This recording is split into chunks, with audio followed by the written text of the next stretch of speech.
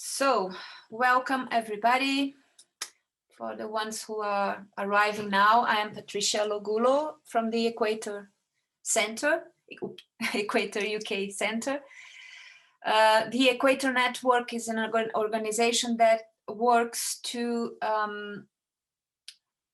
improve the quality of reporting of research in biomedical research. Okay, we especially focus on reporting guidelines. I can talk about that later with you if you need. And we are supported by Cancer Research UK, for which we are thankful. So I was invited to talk to you today about sharing your article after publication, aka dissemination, same thing, okay? What you do to disseminate your work, your research after you publish. What is that? What is dissemination? That is what you do to get your research to its final users, okay? Final users, and who are they? They are those people, the people out there. That guy talking on the phone, the one getting into the train. People who are not involved with your research. And why should we do that? Because that's the way you tell them what you did, and that what you did affect their lives. It's you showing them how your research work affect their lives, okay? And why do we need to disseminate our work? Isn't it easier just publish the paper and go from it? It would, but the problem is that there are several barriers to the access of your work. For example, there may be this angry lady in the library door saying you cannot get inside. That's because a lot of research is, the most of it really, is still published, not open access. It's not open to everybody. So unless you have a very fancy and expensive subscription, you cannot access the full text of articles. Another barrier that is common is language. The people out there not always understand English, which is the main language used in scientific communication, or they don't understand the scientific language, the way we talk between us. We have to engage people to read what we are doing, to understand what we are doing. We have to go there and shake them because they are not interested. They are not interested in our research unless we go there and wake them up, okay? We usually have this idea that between the moment we have the research idea, we start to design our project and the paper, everything is behind a door. Everything is hidden. We don't need to show anybody what we are doing. We usually think this way, but it doesn't need to be that way. There are lots of things we can do to share, to disseminate our thoughts, our ideas, pieces of our work, lots of things. And in various moments of the research trajectory. It's going to take like 1 to 5 years for you to finish your research. Why is it that we think that only the paper can be shared and dissemination? So from the idea to the paper and even later to the press after it's published, we can travel, we can navigate a lot of options of sharing, of disseminating. But for that, we need a dissemination plan. At Equator, we talk a lot about planning everything, planning your paper, planning your day of writing, planning your dissemination, always. And why is that? Why is that? Why is it so important for us to plan things and plan our dissemination? I'll tell you at least 3 advantages of planning first, of planning ahead, of thinking ahead. First, when you make a list, just like this is a dissemination plan I just drafted very, very quickly in my notebook. You set up reminders for yourself so that between that time when you started your research and the paper, you don't forget to do things that can put your work out there for people to see. So one advantage is reminders. It reminds yourself to do things. A second advantage, I will talk about that later, is to ask for help and advice from people who work with this, who work with communication. And finally, when you disseminate your work very early in the process, you are showing your funder that you care about the money they are giving you. Because there is this idea today that if you are doing research, you probably have money, public money to do it. The taxpayers' money is used to fund, to support you, even when you are a student.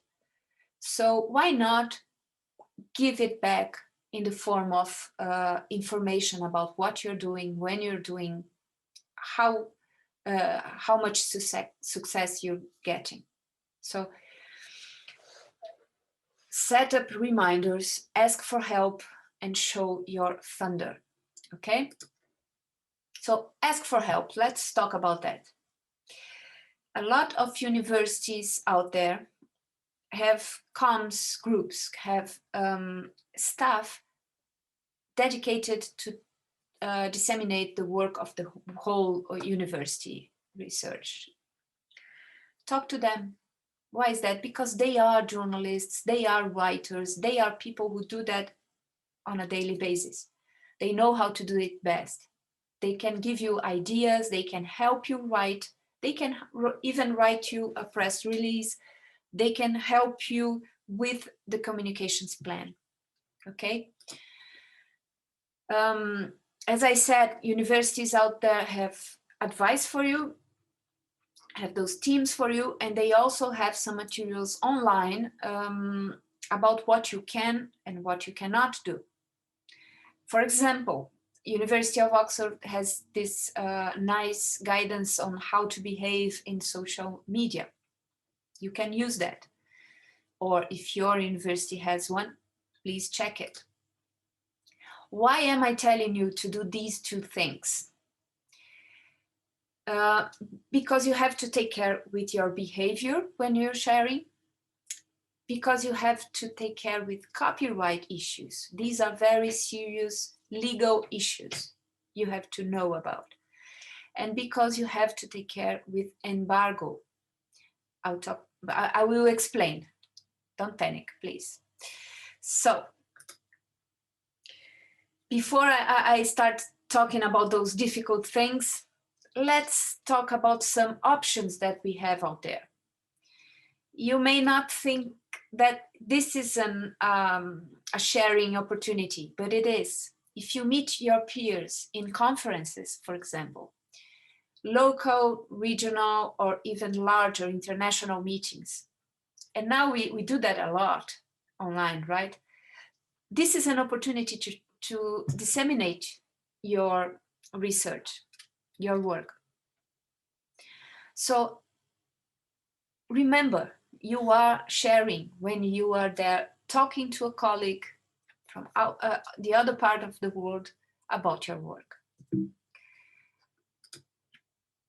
Those meetings, those places you go to meet people are very, very good for you make network, to find peers, and to find collaborators to your research. Maybe you can find someone that already found a solution for a problem you are facing. And why not? You can even find a job. Another way you can share and disseminate your work, and I totally recommend this, is to write a blog post. A blog post about what you're doing, what were the steps you took, and in what moment you are, what are the things you are thinking about and the problems you're having and you have no solution about. Write, and publish a blog post. You can use your own blog if you have one.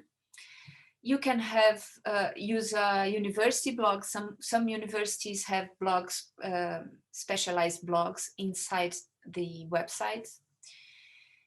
You can use, for example, if you already published, you can use the publisher's website. For example, Wiley, Elsevier, Taylor and Francis.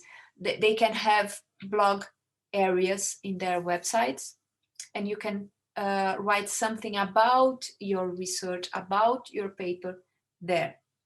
And there are some specialized blogs that I recommend to you, especially to you guys. Students for Best Evidence is a good recommendation, and The Conversation.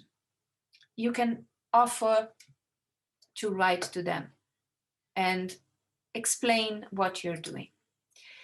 Why do that? Because then you can use that link from your blog post to disseminate in whatever social media you like to use. Twitter, WhatsApp, Facebook, YouTube, whatever. I don't care. Why use social media?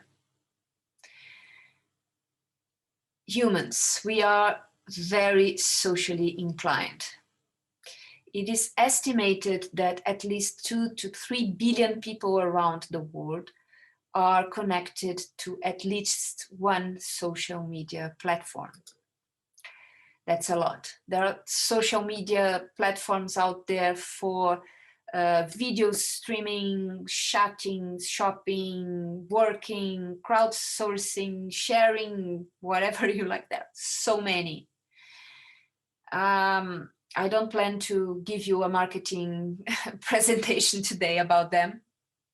I only want to tell you there are so many out there, hundreds.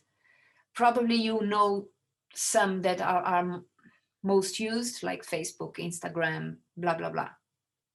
Probably you have your favorite. That's okay. Some of them are fast-paced, like Twitter, for example, or TikTok. Some of them will give you late results, like LinkedIn, for example. Some are for the larger public, some are more specialized. You can use either. The ones you like, the ones you are used to use, the ones that you know how to use to share your work. And if you have that blog post link to add to it, the better. But don't forget that the very old friend, the email, is very good for disseminating your work too, okay? Simply sending one message to a colleague outside or to a friend or to anybody, you can share you can start a very good chain of sharing, of dissemination. Email works too, okay? So, some advice for you. When sharing something, either if it's your work or a friend's work, add your thoughts. Don't go sharing and resharing and just click there on the reshare button. Don't do that too much. Try to always add your thoughts, your ideas, because then people will notice you, notice that you are there and working in the same area, okay? Get involved in conversations about some topics or about somebody else's work. Don't talk about you, yourself, your work only, because otherwise people won't be very happy about it, okay? Do not post the same thing over and over. So if I publish a paper and I start publishing every day or every week the same link to the same paper, people will start to get bored and will not pay attention to me anymore. So don't repeat the same thing over and over. Unless you add something new, a new comment, a new interpretation, don't share the same thing over and over. People get bored.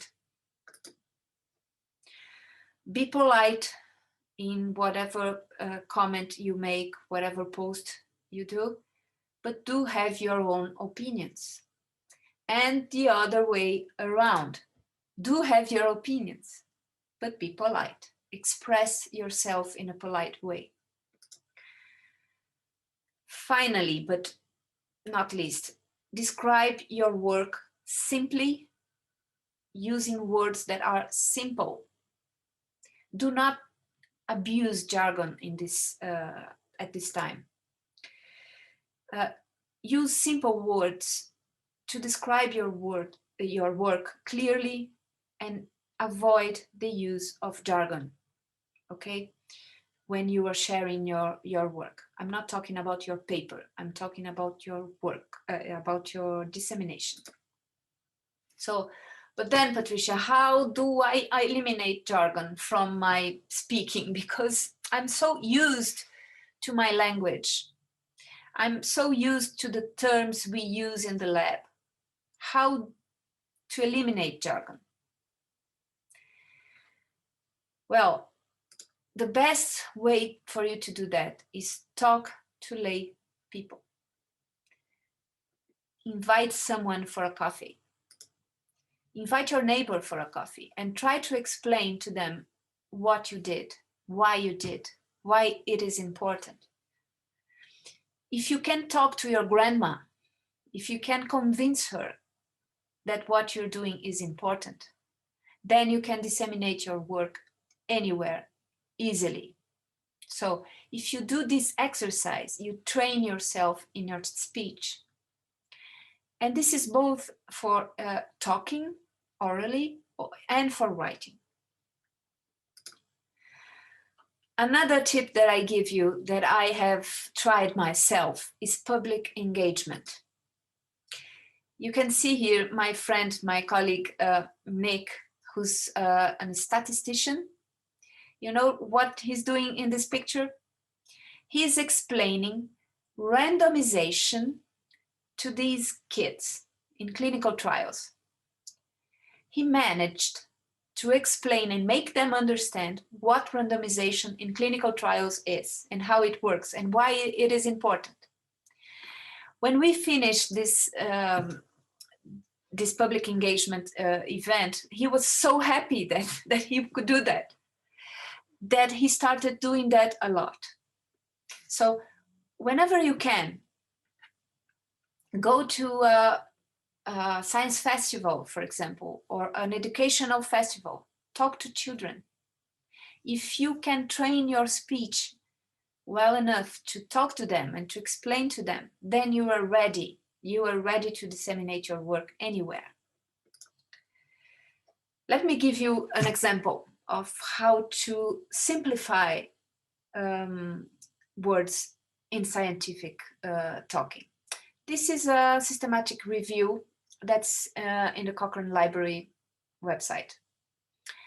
The title of the systematic review is this: Behavioral Interventions for Smoking Cessation. Cochrane has been trying to disseminate their reviews with simple words, and they did a plain language summary with this second title here. Does behavioral support help people to stop smoking? So you can see that they eliminated that word cessation that was difficult to understand. And they used stop smoking instead, which is the same thing. So why not, right? They also eliminated interventions, which is very precise and useful for us, but not for the large public. The public does not understand what interventions are. So they use the word support here. And when I read this, I thought, yes, but what kind of support they are talking about? I think it's psychotherapy. It's probably psychotherapy. And I went to the full text of the review and I found out it is not. So I decided to simplify it a little bit more. And I wrote like this: advice and counseling. This is what they were looking at. Advice and counseling practices, not psychotherapy, to help people stop smoking. You see, you can simplify more and more. The more you exercise, the more you train, the more you try to do it on purpose. You can do a search for international days and take these opportunities to share your work, to disseminate your work more. So if you are doing a research, no matter what type of research, for example, you're doing a systematic review or you're doing a lab work, basic research on diabetes, you could look at when is the World Diabetes Day and use that week to disseminate your work more, to show people that you are contributing to that you are helping. There are days for whatever you want out there. Countries and the World Health Organization and patients associations, they have days for everything, or weeks. So use that. There are funders that also support this kind of dissemination. For example, Cancer Research UK has a website, and they usually disseminate a lot of their work using the World Cancer Day as a trigger. You can go to the WHO website and find a lot of international days there in this page, and use them to help and to link to your work wherever you are sharing. For example, I can create a tweet saying, oh, it's International Day of Epidemic Preparedness.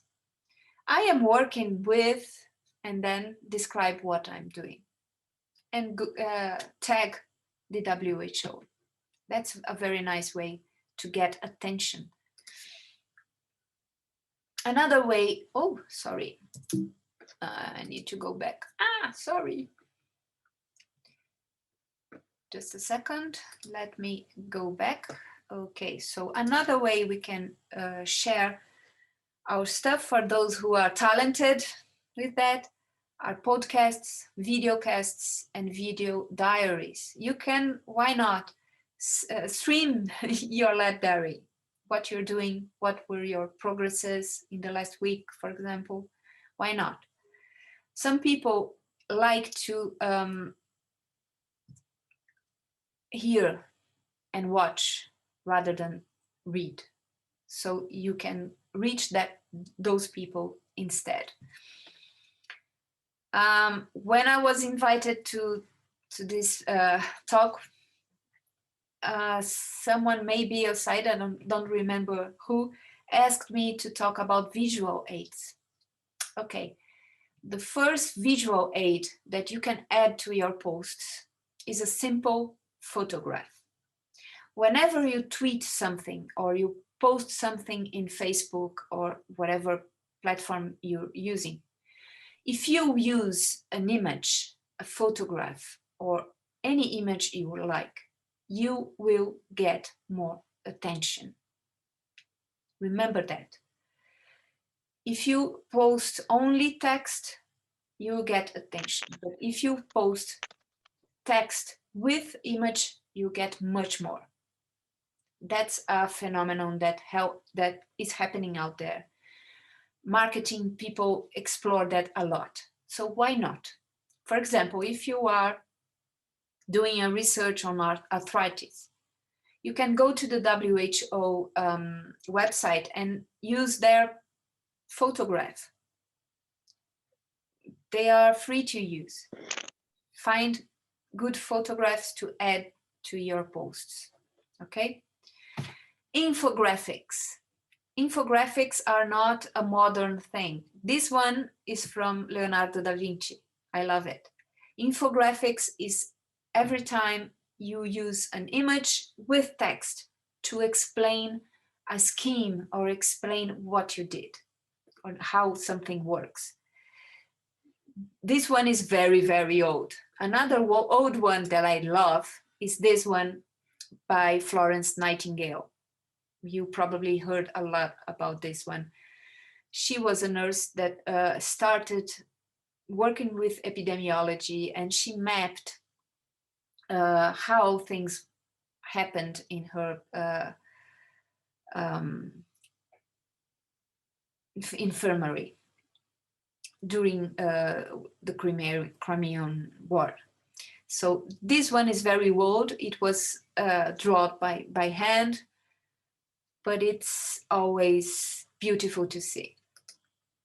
So photographs, infographics, and visual abstracts. What are visual abstracts? Visual abstracts are an abstract of your paper, but simplified and full of images. Some journals, like this journal by Elsevier, for example, will allow you to produce a visual abstract and send it together with your paper. Some other journals, however, like the BMJ, will help you. They will do it for you. Let them do it.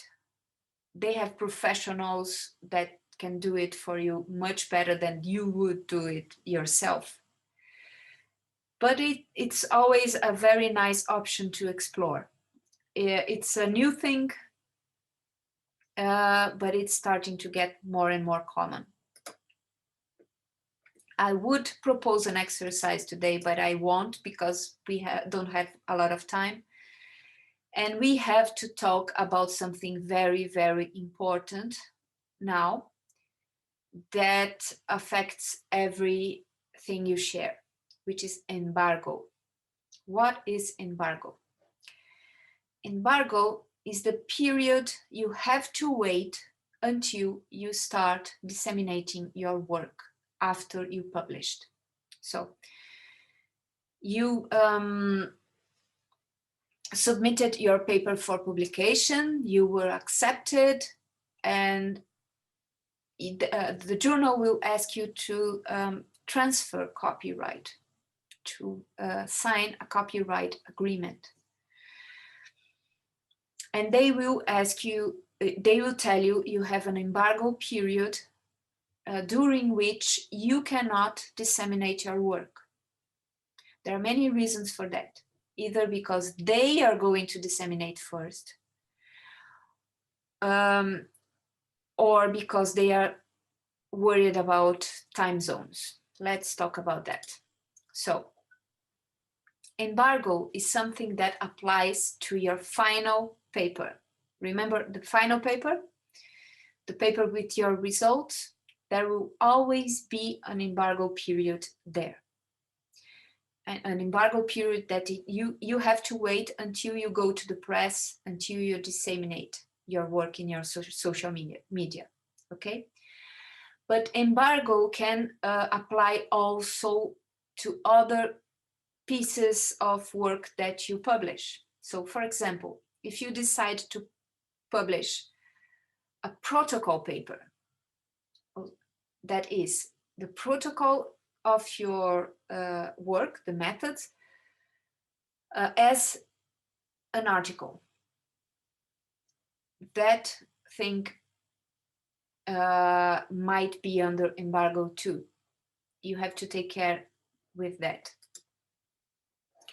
The publishers are worried about time zones, because if they allow you to share your work early, then maybe a journalist on the other side of the world won't have time to examine, to read all your paper before they can have the chance to publish too. So it would not be fair.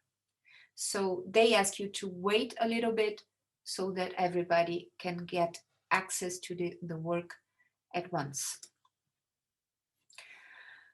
You are probably thinking what I am talking about when I'm talking about the paper. Okay.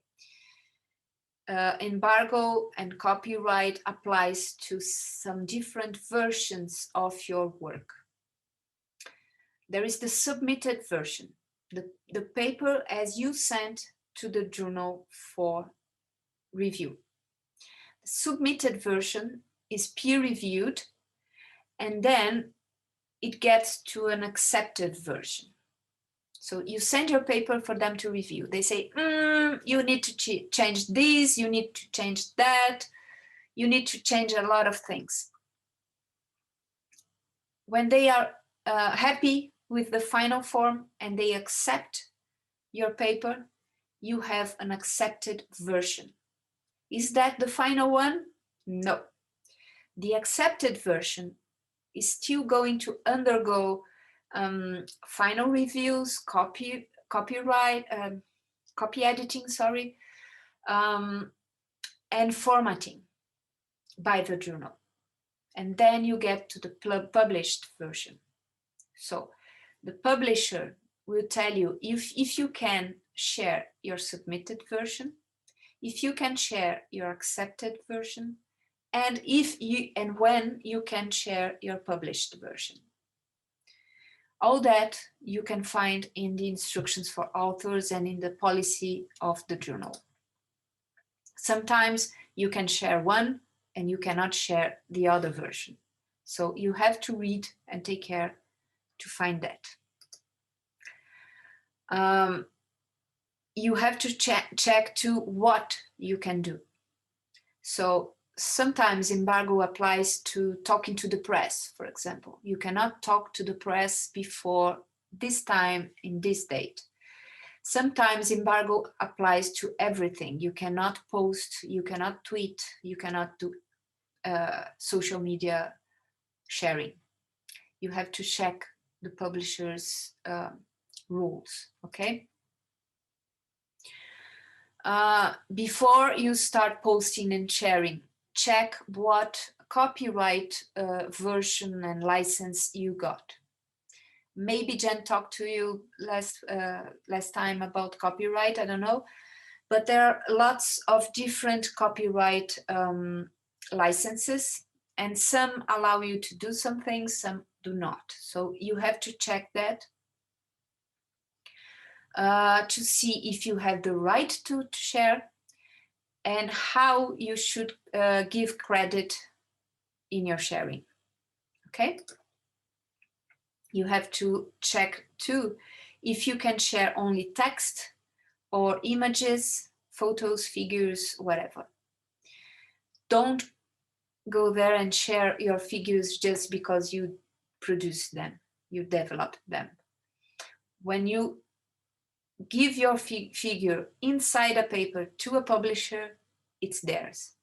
So you have to take care with the license you signed, okay? Last but not least, the press. When you publish your work, you may be contacted by the press. How should you behave? What should you do? As a journalist, because I began my career as a journalist, I can say journalists are busy a lot. They have a workload that it's huge. and they feel a lot of pressure from their editors to come back with good stories and quickly. So they don't have time to understand how cells work or how the human body works. They don't have training for that. So you have to prepare for the interview. You have to prepare for any interview you give. How to do that?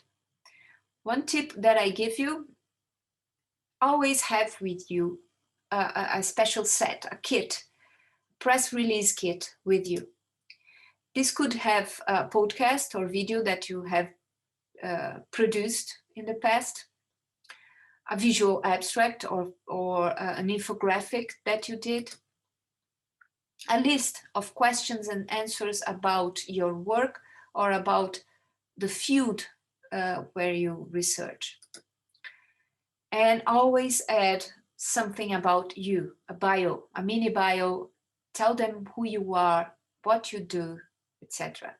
If you have that in your pocket, when they approach you to be interviewed, then you are more prepared, okay? Because once it's out there, once it's in the press, no matter if it's a newspaper, a radio interview, a TV interview, or a blog post or a news website, no matter where, once it's out there, you cannot take it back. You cannot retract it. So you have to be certain that they will use the correct concepts and words, etc. Before you go to an interview, ask who's the journalist, how much they know about the field, what's their experience with the field, what exactly do they want with this interview. If they approach you by email, for example, or by phone, ask that. Be sure that they are also prepared. Also ask about the journal or the newspaper or the radio that they are working to. What's the audience? Is it very, very local, like a neighborhood newspaper? Or is it broad and big and international? Will you have time to prepare? If you feel that you're not prepared, just say no. You have the right to say no. Okay? If you have an elevator pitch ready for the interview to explain quickly what you did, what you found, etc., it's very, very useful. Use the opportunity to share your work, to disseminate your work. But be realistic. Do not exaggerate or spin your research results. Never, ever. I hope that you can not only do good research and plan your dissemination of your work so that you can reach those people out there, for them to know about what you did, why you did, etc. Okay, so I will stop right now, but I am here to talk with you guys about whatever you want. Hi, Rebecca. Hi, that was brilliant. Thank you. I guess we could start by asking if anyone has any questions, they can put them in the chat. Or yes, I can see the chat now. So if someone wants to turn on the camera, the mic, that's super okay. Some tips on publication, please. Okay, that's very broad. But whatever research you are doing before you start writing your article, I advise you to look at the Equator website. I'll put the link for you right now, because there we have a lot of guidance for you to write. And the guidance is available as toolkits or as reporting guidelines. reporting guidelines are checklists that you use to write your paper. So for example, if you did an observational study, cross-sectional or a case control study, you use strobe checklist to write everything you need to put there. These reporting guidelines are very, very useful for you not to forget to report details of your methods, of your results, etc. So the main publication tip that I can give you today is that always use reporting guidelines. But we can talk a lot more about that if you can be more specific. Okay. Hey, Patricia. I think I have two questions if nobody wants to Yes, ask. please. So, yeah, how do you advise authors to avoid spins and showing off, and trying to stick to facts and more of a scientific approach in dissemination? And yeah, that's my first question. I can ask the second question. Okay, so you gave me a very good keyword there. You said stick to facts. That's the important thing to do. So when we do research, we spend so much time with it that we get in love with our research. We are very passionate about what we are doing and about what we found out, and we want to sell it. We want to sell our results. So it's very risky and very easy for us to fall into this trap of spin.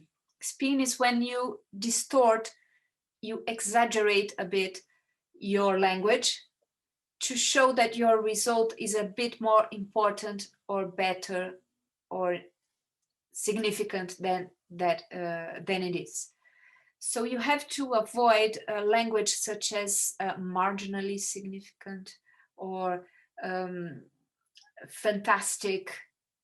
Any adjective that you add is not good, and any word that you add that is not precise is not good. So whenever you disseminate your work, you have to take care that what you're saying in your conclusions is supported by your results. Wonderful, that's fantastic. And my second question, and actually this happened to me. So we published a paper, and then one of the journalists approached me, and she asked me to. She did an interview. Mm-hmm. And while I was a little bit worried because she's not sort of a scientist, she's a journalist, she doesn't have background in science, was worried about her interpretations of what I said. So do you think I have the right to edit the final sort of whatever blog spot or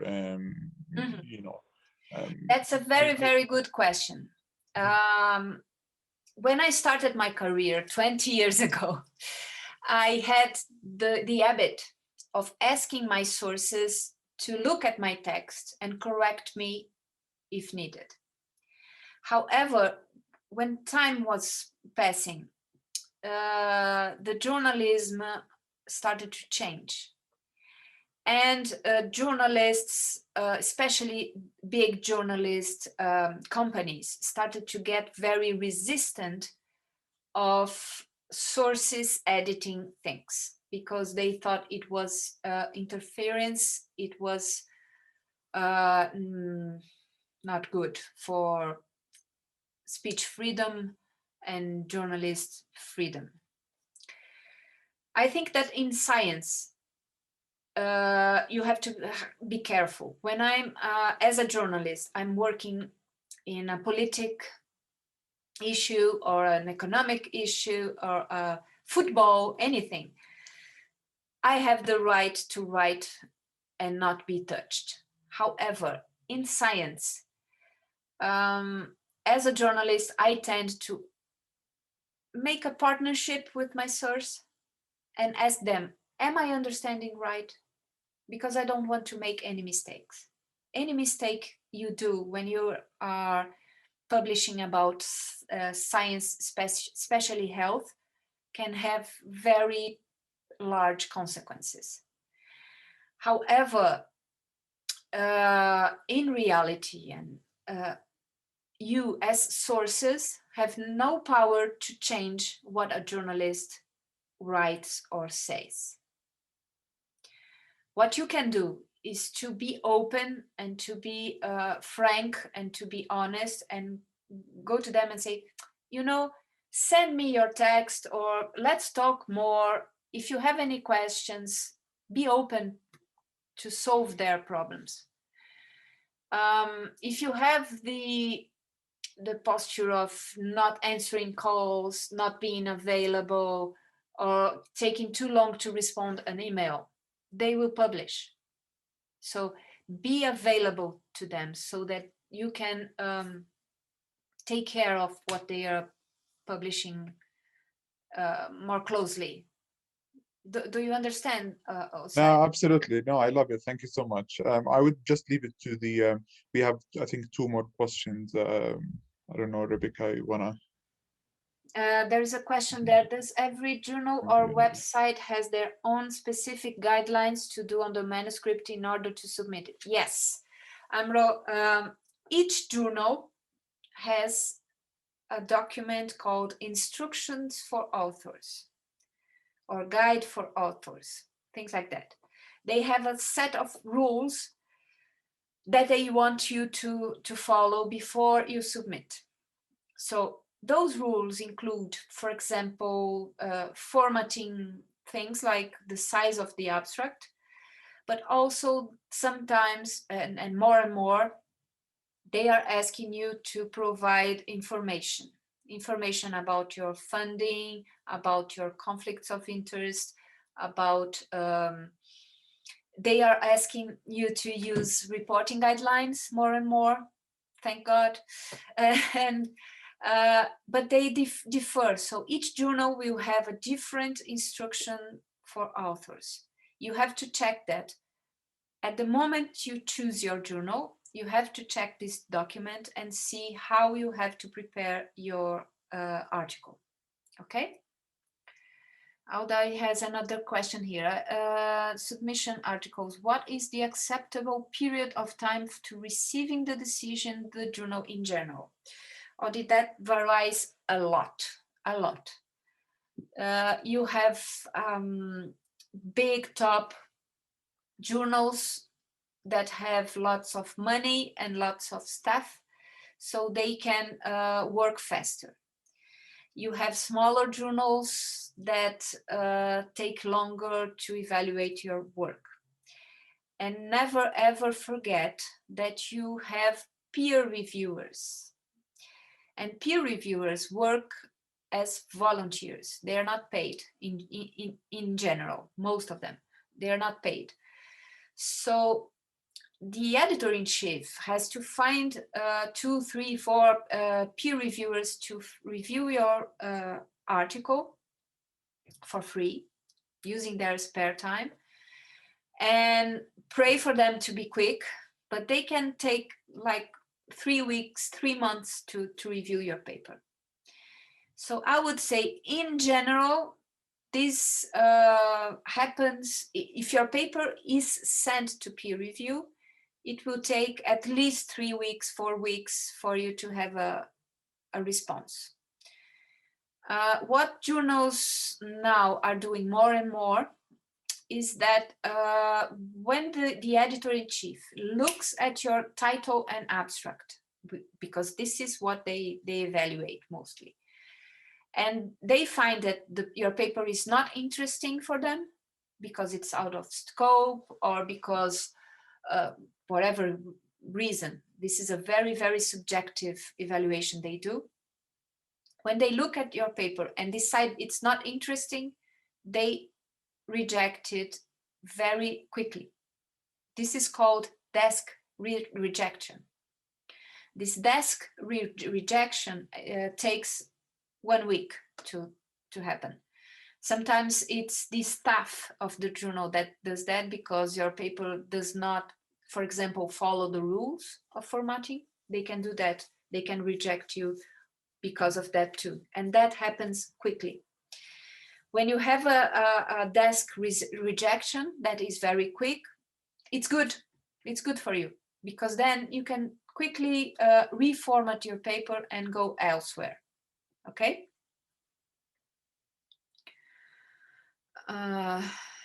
There is another question by Fuad just before Amrom. I'm sorry, Fuad, I didn't see it. How to choose the appropriate journal to publish a paper? For example, an epidemiological one. Okay, choosing a journal is a presentation I have that takes around 20 to 30 minutes, but more or less, you have to choose a journal that publishes within the scope you want. I see that you are doing an epidemiology work, so look for journals that work in that area. One thing I like to advise is look at your references and see what papers you like, you are citing and you like most, and see where they published, because probably those journals will be interested in your paper. Okay, this is a very good first step for you. Then you have to take care of open access in issues, indexing, and other specializing issues too. But it's a long talk. Maybe your site invites me to talk to you about that another time. What else? One question regarding the embargo. Are there universal criteria, or it depends on the journal? It depends on the journal. However, more and more journals are being grouped in big publishers. So probably now all journals below the Wiley publisher are using the same embargo periods or similar periods. All journals below the Elsevier, below Taylor and Francis, below Springer, below Nature, etc., they will probably share the same rules. So when you're looking at the instructions for authors, if there is nothing about embargo in the instructions for authors, then look at the publisher's website, search for embargo, and you'll easily find it. Give someone a minute to type, but I'll start saying thank you very much for talking about that. I know at Oxford we don't even have teaching on how to disseminate a paper, and it's just incredibly useful, especially for understanding which papers you end up seeing in the news and why papers kind of get very popular and how they're interpreted by the press is always an interesting and important discussion. So thank you. Yes, the University of Oxford has a very good comms team and very good advice. So even if you're not there, you can check the website and see what they tell you to do. Perfect, and good luck everyone with all future research that you do and publication and dissemination. I hope this helps, and even if you don't do your own research, it helps understand, I think, just the field of research a bit better, doesn't it? So that's brilliant. Thank you. Thank you.